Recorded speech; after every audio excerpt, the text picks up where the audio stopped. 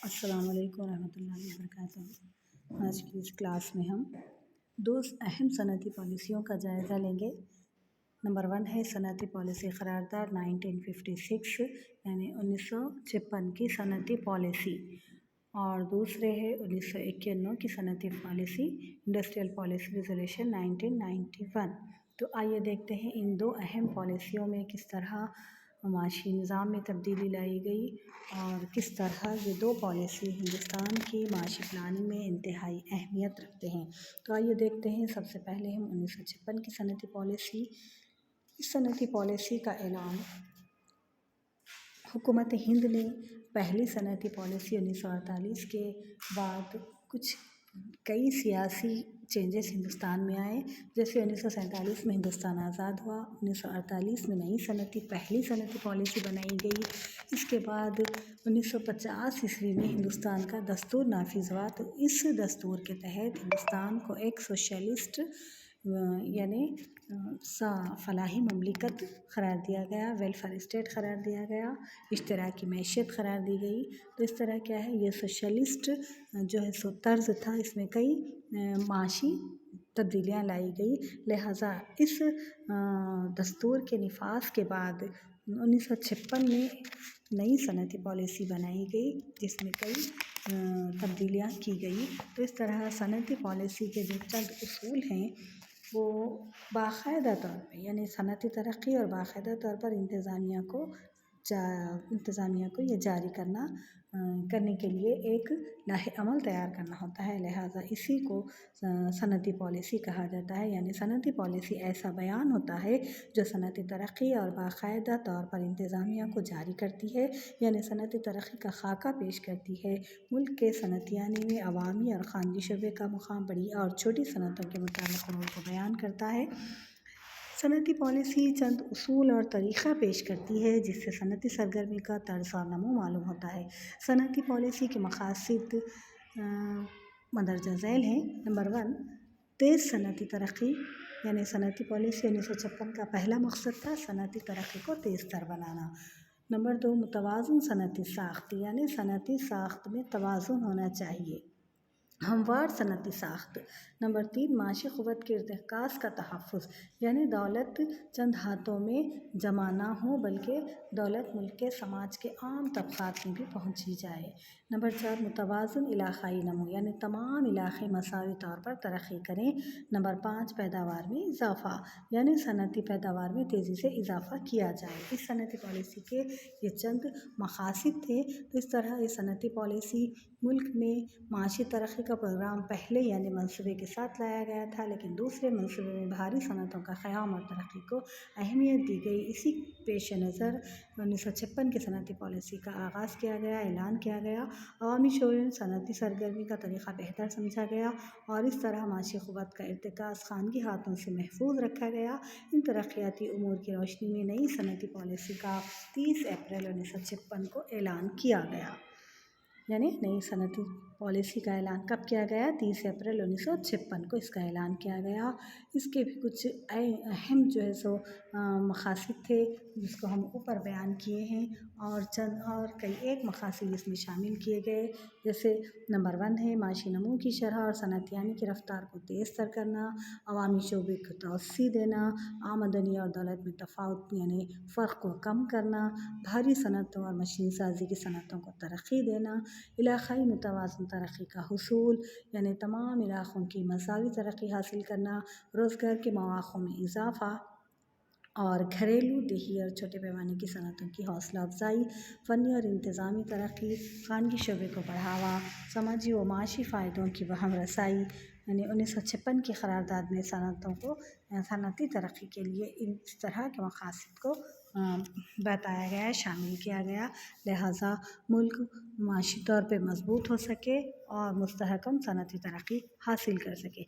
तो आइए देखते हैं 1956 की सनती पॉलिसी में सनतों को 3 ज़मरों में तक़सीम किया गया। नंबर 1 है शेड्यूल ए। ये ज़मरे में 17 सनतों को शामिल किया गया। हथियार, गोला बारूद, एटमी तवानाई, लोहा और फौलाद, कोयला, भारी बर्क़ी सनतें, मादनी तेल, कानकनी, तांबा, तैयारा साज़ी वगैरह। टेलीफ़ोन, टेलीग्राफ और वायरलेस और बिजली भी शेड्यूल ए में आ जाते हैं। तो इस तरह फहरिस्त ए में 17 सनतों को शामिल किया गया। ये बिल्कुल या तौर पे अवामी शबे के कंट्रोल में थी। शेड्यूल बी, ये ज़मरे भी 12 सनतें शामिल की गई। ज़मरा बी जो है सो 12 सनतें इसमें शामिल की गई। ये सरकारी निगरानी में खानगी शोबे में काम करती है, मसलन कानकुनी, एलुमिनियम, गैर आहानी धातें, मशीनी आलात, कीमियाई सनत, जरासीम कशखात, मसनवी रबर, कीमियाई गोदा और रोड ट्रांसपोर्ट, बहरी ट्रांसपोर्ट वगैरह। शेड्यूल सी, ज़मरा सी में वो सनतें जो पहले और दूसरे ज़मरे में शामिल नहीं थी इस ज़मरे में आती हैं। इन्हें खानगी शोबे में कारोबार के लिए छोड़ दिया गया है। 1956 की सनती करारदाद में छोटे पैमाने के सनतों की हौसला अफजाई की गई और माशी तरक्की में इन्हें मुनासिब मुकाम फराहम किया गया, क्योंकि ये रोज़गार की तख्लीक, इज्तिमाई असल और आमदनी व दौलत की मसावियाना तक़सीम में मुआविन है। इस तरह 1956 की जो सनती पॉलिसी है इसमें अवामी शोबे को अहमियत दी गई, अवामी शोबे को ज़्यादा ज़िम्मेदारियाँ अता की गई ताकि मुल्क सोशलिस्ट तर्ज के समाज के क़याम में मुल्क में मदद मिले। इस वजह से क्या है, अवामी शोबे की ज़िम्मेदारियों में इजाफ़ा किया गया। तो आइए देखते हैं इस सनती पॉलिसी के कुछ खामियां भी पाई जाती हैं, कुछ नक़ादों ने इसको तनक़ीद का निशाना भी बनाया है। 1956 की सनती पॉलिसी ने हिंदुस्तान की माशी तरक्की के लिए मौज़ू मुनासिब अहाता वज़ा किया, लेकिन ये पॉलिसी भी अवामी शोबे को ज़्यादा बढ़ावा देने पर तनक़ीद का निशाना बनी। यानी इस सनती पॉलिसी में अवामी शोबे को ज़्यादा इख्तियारात अता किए गए, इसलिए बाज़ जो है सो मायशीन इस पर तनक़ीद करते हैं। इस पॉलिसी ने खानगी सरगर्मी को बुरी तरह मुतासिर किया। इस पॉलिसी ने अवामी शोबे को तेज़ी से वसअत देने पर ज़ोर दिया, जिसकी वजह से खानगी शोबे की तरक्की बड़ी हद तक रुक गई। हुकूमत की जानिब से अवामी और खानगी शोबे की सनती इकाइयों की सरपरस्ती का ख़याल पैदा हुआ। इसने तफरीक़ी रवैया इख्तियार किया, जिसकी वजह से अवामी और खानगी शोबे की इकाइयों में तेज़ रफ्तार सनती तरक्की हासिल करने का जज्बा न हो सका। 1956 की सनती पॉलिसी बड़ी हद तक सनती तरक्की के लिए हिंदुस्तानी मईशत में साजगार माहौल पैदा कर सकी। यही वजह है कि आइंदा सनती पॉलिसियों में इस पॉलिसी को बुनियाद करार दिया गया। तो ये रही हिंदुस्तान की दूसरी सनती पॉलिसी यानी 1956 की सनती पॉलिसी। इसमें बिल्कुल या तौर पे इख्तियारात और ज़्यादा से ज़्यादा सनतों को अवामी शोबे के हवाले किया गया ताकि मुल्क माशी तौर पर तेज़ी से तरक्की कर सके। और इसमें कई एक मकासद भी शामिल किए गए, जैसे माशी शरह नमो को तेज़ तर करना, अवामी शोबे को वसअत देना, दौलत और आमदनी की तक़सीम में अदम मसावत को कम करना, इलाक़ाई मुतवाज़िन तरक्की, रोज़गार के मौक़े, कुछ अहम जो है सो ये तब्दीलियाँ इसमें लाई गई। तो ये रही आपकी 1956 की सनती पॉलिसी। आइए देखते हैं 1951 की सनती पॉलिसी क्या है।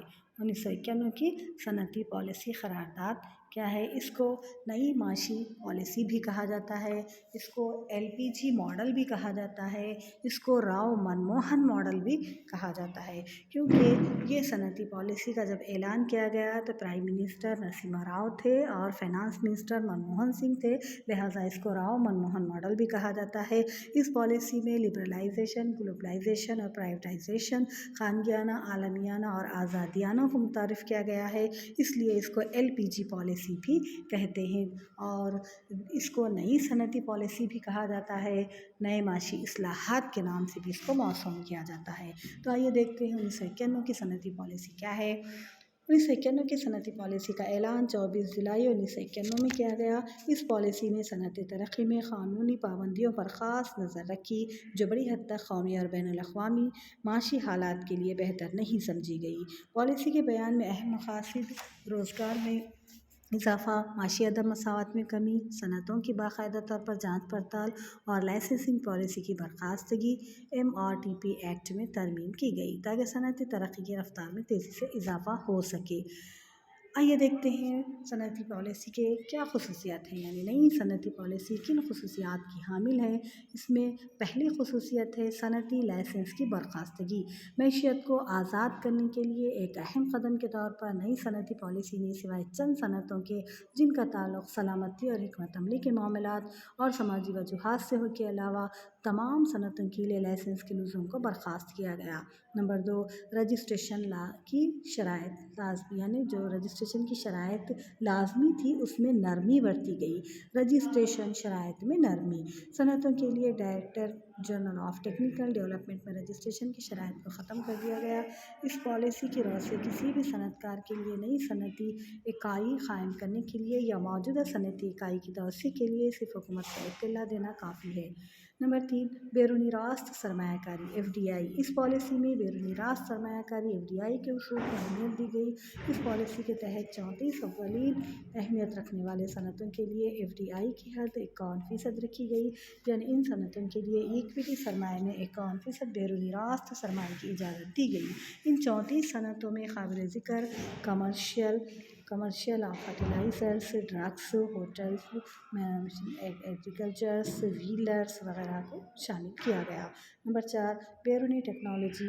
اعلیٰ اور اونچی ترجیحی صنعتوں کے لیے بیرونی ممالک میں ٹیکنالوجی کے حصول کو بھی آسان بنایا گیا۔ اس پالیسی میں یہ اعلان کیا گیا کہ ہندوستانی صنعت کار جو اعلیٰ ترجیحات کی حامل ہیں انہیں ترقی یافتہ ممالک سے ایڈوانسڈ ٹیکنالوجی کی درآمد کی اجازت ہوگی۔ نیکسٹ، MRTP ایکٹ میں ترمیم۔ Monopoly restricted trade policy act میں نئی صنعتی پالیسی کی رو سے کئی ترمیمات کی گئی اور اس کے حدود میں کسی حد تک وسعت دی گئی۔ MRTP ایکٹ کے تحت کام کرنے والی صنعتوں کو مختلف قسم کی آزادی دی گئی و ایسی صنعت کی وسعت کے لیے آزاد قرار دیے گئے اور نئے اسکیموں کو جاری کرنے کا اہل سمجھا گیا۔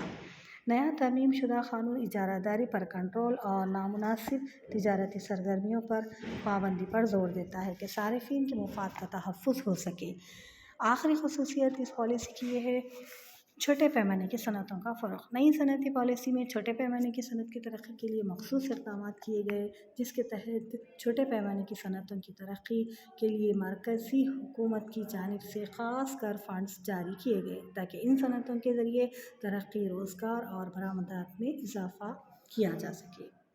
اس کے علاوہ اس میں عالمیانے کا اصول بھی شامل کیا گیا، عوامی اور خانگی شعبے کے رول کو بھی بتایا گیا۔ اس پالیسی نے عالمیانے کے عمل کو نہ صرف پیش نظر رکھا بلکہ صنعتی ترقی کی بنیاد ہی عالمیانے کے اصول پر رکھی گئی۔ اس کا مطلب یہ ہے کہ پوری دنیا نے عالمیانہ پالیسی کے ذریعے تیزی سے موجودہ حالات کی روشنی میں صنعتی ترقی حاصل کرنے کا منصوبہ بنایا اور ساتھ ہی نئی پالیسی نے چند خاص اشیاء اصل کی درآمد پر بھی زور دیا اور راست بیرونی سرمایہ کاری سے صنعتی ترقی میں اضافہ کیا گیا۔ 1991 کی صنعتی پالیسی کی وجہ سے ہماری معیشت میں معاشی آزادی، لبرلائزیشن کے ایک نئے دور کا آغاز ہوا۔ اس پالیسی کے ذریعے عوامی شعبے کے رول کو کم کیا گیا، خانگی شعبے پر سے غیر ضروری پابندیاں ہٹا لی گئی، صنعتی لائسنس کی برخاستگی، بیرونی سرمایہ کاری اور ٹیکنالوجی کے میدانوں میں غیر ضروری پابندیوں کے خاتمے کی وجہ سے پروجیکٹ لاگت میں کفایت اور وسائل کے بہتر استعمال میں مدد ملی ہے۔